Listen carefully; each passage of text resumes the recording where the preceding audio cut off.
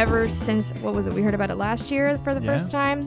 Ever since then, I've been really digging it. Did you get to see the demo behind closed doors or anything? I haven't seen the demo behind closed doors or anything, so these are really just my impressions from like the gameplay trailer and you know, the initial announcement trailer and stuff. Yeah. But yeah, no, I think the concept's really cool, you know, like with these like mechanical dinosaurs and stuff. And I don't know if any of you guys saw, but on the show floor, they actually had this like mechanical dinosaur thing, like someone dressed up as it, but it looked like actually phenomenal. 85-pound puppets. I didn't see that at all. Yeah, it had like an LED light, like a blue kind of face to it, and yeah, it was going around. I think I saw it around the PlayStation booth. But Reeves, it's in the tour video when really? that thing's done. Yep. It's so well done, though. Yeah. You know, and even its movements and stuff was like wild in a way. It was very cool. Well, you're in luck, Elise. I didn't know if anyone was going to bring it up. I was hoping they were. Because today I got to watch in like a private little behind the scenes area, got to watch Andy McNamara, our editor-in-chief, play like half an hour of that game. Oh, lucky dude. Yeah, it's cool. Which is a great demo because it's like, hey, we're just going to drop you into this open world and do what you want. Did it seem like he was having fun? He did. Well, the first thing he did was change it to inverted. And Oh, everyone no. booed and hissed at the screen when he did it. Throwing tomatoes at him. Yeah, but it was really cool because I also had the impression that like, oh, it's just like robotic dinosaurs. But seeing that it's beyond that was shocking because I was really on board for it for just being dinosaurs. Like it opened up and he was like hunting like these kind of bull-like creatures, and then like these two robotic raptors come into the fray. And they have like the big glowing eyes, and if you hit them there, it's one-hit kill. It's a little bit gimmicky, less planety. But what was so cool to me is he was like hunting these bulls, and then seeing these robotic raptors like wrap around to the side and like try and flank them, and just being in this beautiful environment because the game looks gorgeous, and seeing like this robotic raptor like trying to outsmart you and get to the side and just trying to keep your eye on it, like sold right there. Oh yeah. But then beyond that, there's like there's like a robotic crab creature, which like Andy like knocked the giant shell off it, and then it was like it went back over to pick up that shell and like put the shell back on top of its weird robot body and was like trying to hold it on there. Just crazy enemy design. But then there's also normal creatures, which I don't understand. But there's like there's fish and there's birds There's and animals. there's like boars and stuff like that. Oh, that I had no don't get idea. at all. Yeah, so I also played a ton of it. Oh my god! as Okay. well. Yeah, and the thing that I was most excited about is that the gameplay is actually really good. It feels good. Yeah, it feels good. The shooting mechanics and everything.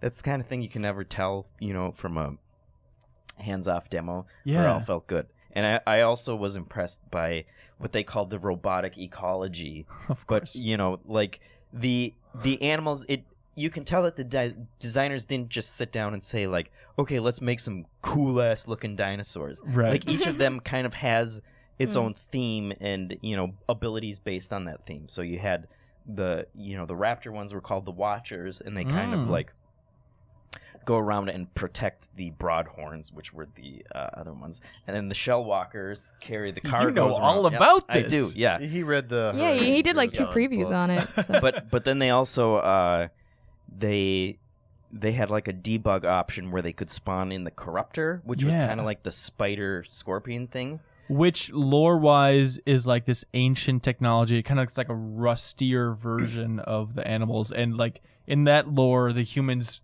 aren't familiar with this. It just seems like some crazy mystical beast. Yeah, and it's called a corruptor because it shoots other animals with a laser, and they become corrupted, so they glow red and are even more aggressive. I asked them, like how many of the different machines are, like passive towards you, and they said they're actually all aggressive towards you to some degree or another, but that they weren't always that way, and that's kind of part of the lore. Something had changed, and so now all the animals are aggressive at Well, you. hang on.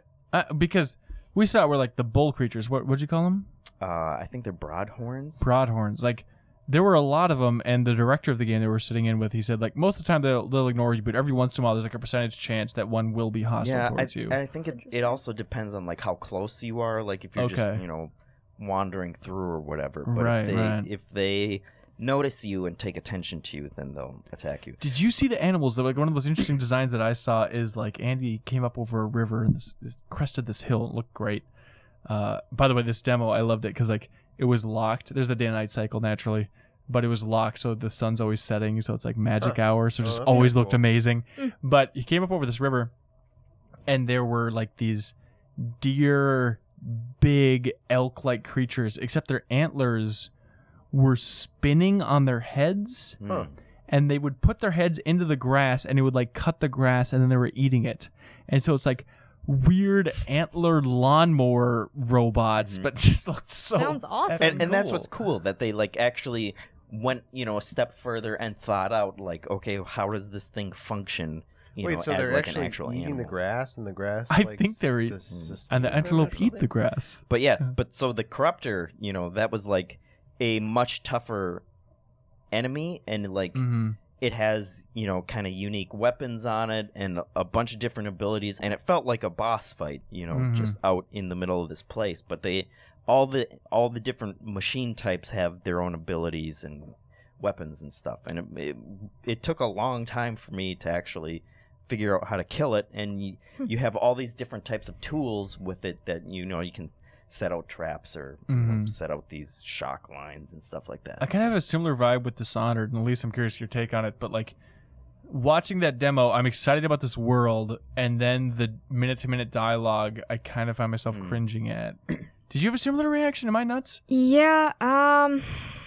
I don't know how the narrative and the dialogue is going to go out, but that's not where my interest lies, Like, my interest is really with the supernatural powers and, with the stealth. Like, I love stealth games, so right. I'm on board that way. They do the thing that always bugs me is, like, the main character just won't shut up.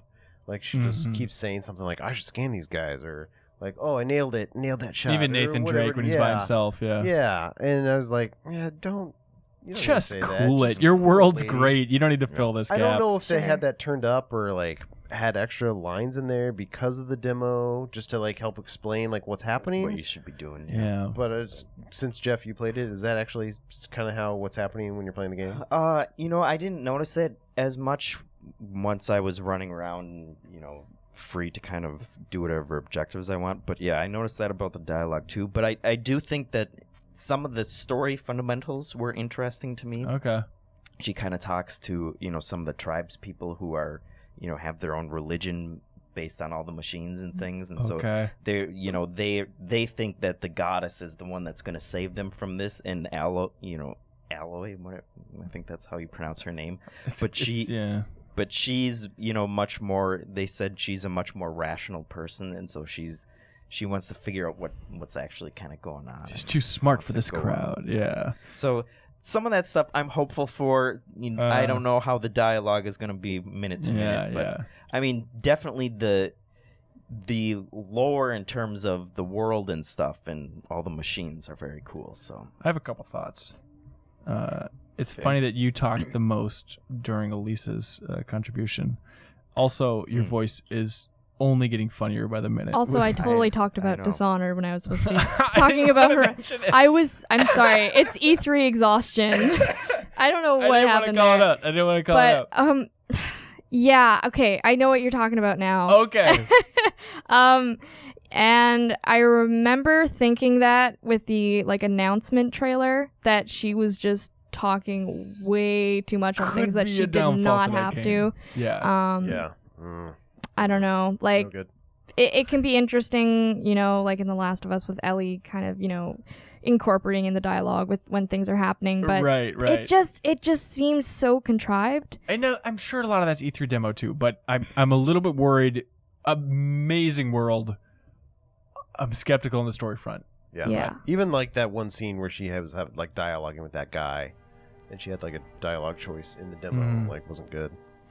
But Horizon Zero Dawn. But there it is. It's cool. It's cool. New IP. Let's get behind it, everybody.